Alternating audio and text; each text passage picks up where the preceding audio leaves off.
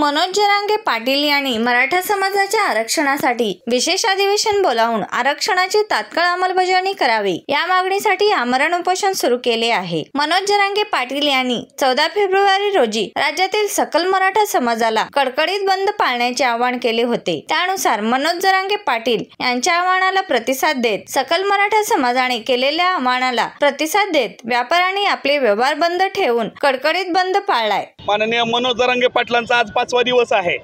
काल जसं मनोज सरेटून जो आदेश आला की आज पूर्ण महाराष्ट्र बंद करण्यात यावं, त्या ठिकाणी आज सकाळ 9 वाजल्यापासून लातूर जिल्हा असेल, लातूर शहर असेल, या ठिकाणी मराठा मोर्चातील सर्व मावळे त्या ठिकाणी जमून पूर्ण लातूर शहर असेल, लातूर जिल्हा त्या ठिकाणी कडकडीत बंद करण्यात आलेला आहे। त्या ठिकाणी व्यापारी असतील, शैक्षणिक संस्था असतील, जे काही व्यापारी संस्था जे आहेत त्यांनी आज मराठा मोर्चाला पूर्णपणे पाठिंबा त्या ठिकाणी बनला, यामध्ये उत्स्फूर्तपणे त्या ठिकाणी पाठिंबा दिलेला आहे आणि तो बंद कडकडीत बंद आज त्यांनी पोलीस प्रशासनासह सुद्धा या ठिकाणी सहकार्य झालेलं आहे। आमची एकच प्रमुख मागणी आहे आणि लातूर जिल्ह्यातील जे मराठा आमदार आहेत त्यांनी तात्काळ आणि राज्य सरकारला बी सांगणं आहे, तात्काळ तुम्ही अधिवेशन बोलून ज्याप्रमाणे तुम्ही वाशीमध्ये सांगितलं की अधिवेशनामध्ये सगळे सोयरे शब्दाचा आम्ही अध्यादेश काढू, त्याचा शब्द तुम्ही त्या ठिकाणी पाळा, अन्यथा मराठा समाज मराठा आमदार आणि खासदाराला त्या ठिकाणी रस्त्यावर फिरू देणार नाही।